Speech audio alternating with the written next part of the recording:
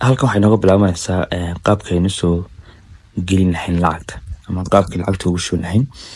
kadib waxaan imanaa xagga ugu hoosta VIP. kadib waxaan dooranaynaa lacagta qiimaha ku shubanayno. marka 360 baan ku shubayaa qofkan. okay 360 baan doortay.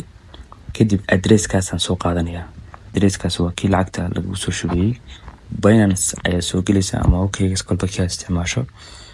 kadib Binance markaan imaado waxaan leeyahay withdrawal baan sameynayaa, lacag baan la baxayaa.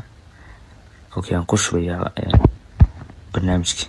okay kadib waxaan dooranaa USDT soo dooranay, addresskii soo copy garnay gelinaa, TRC20 kaas dooranaa networka, lacagtan gelinayno 100 tusaale ahaan qof waa lagu shubaya 360 $1 Binance ka goosan 460 mad gelinaysaa. okay kadib withdraw aan leenahay. kadib security ku weydiinaya authenticator. okay kaasaan soo copyinayaa Binance code kaasaan gelinayaa. marka codeka markaan geliyo okay wuxuu weydiinaya haddana email. xogaa Binance security aad u fiican yahay, marka 2 ilaa 3 buu weydiinayaa verification ah.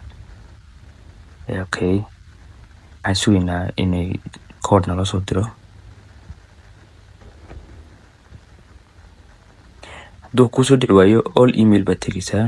okay noo soo dhacay. codekan geliyaa 574919.